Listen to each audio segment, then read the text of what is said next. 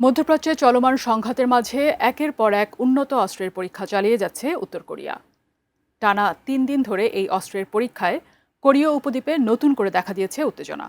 আধুনিক অস্ত্রের পরীক্ষার মাধ্যমে শত্রু দেশগুলোকে কী বার্তা দিচ্ছে কিম জং উন? বিস্তারিত ডেস্ক রিপোর্টে।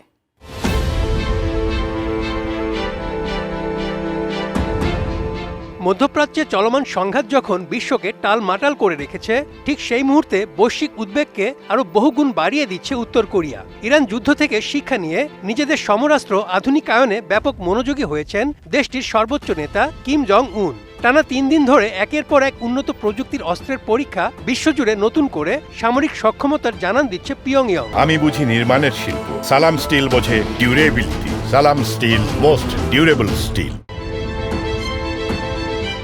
উত্তর কোরিয়ার রাষ্ট্রীয় গণমাধ্যমের দাবি, সাম্প্রতিক এই পরীক্ষাগুলোতে ব্যালিস্টিক ক্ষেপণাস্ত্রে ব্যবহৃত ক্লাস্টার ওয়ারহেড, ইলেকট্রোম্যাগনেটিক অস্ত্র এবং কার্বন ফাইবার বোমার কার্যকারিতা অত্যন্ত সফলভাবে যাচাই করা হয়েছে। পাশাপাশি স্বল্প পাল্লার আকাশ প্রতিরক্ষা ব্যবস্থাও পরীক্ষা করেছে দেশটি।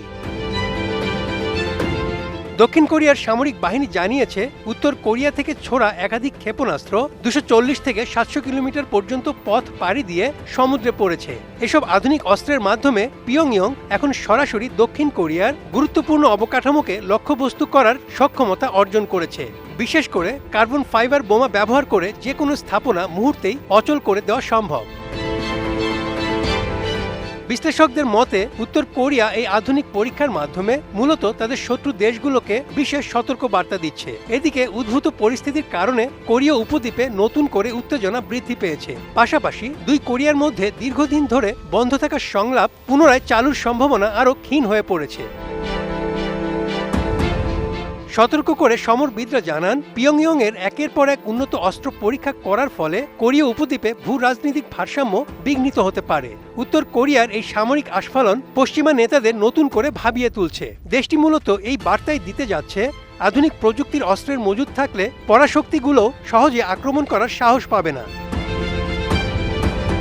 Desk report, ATN news.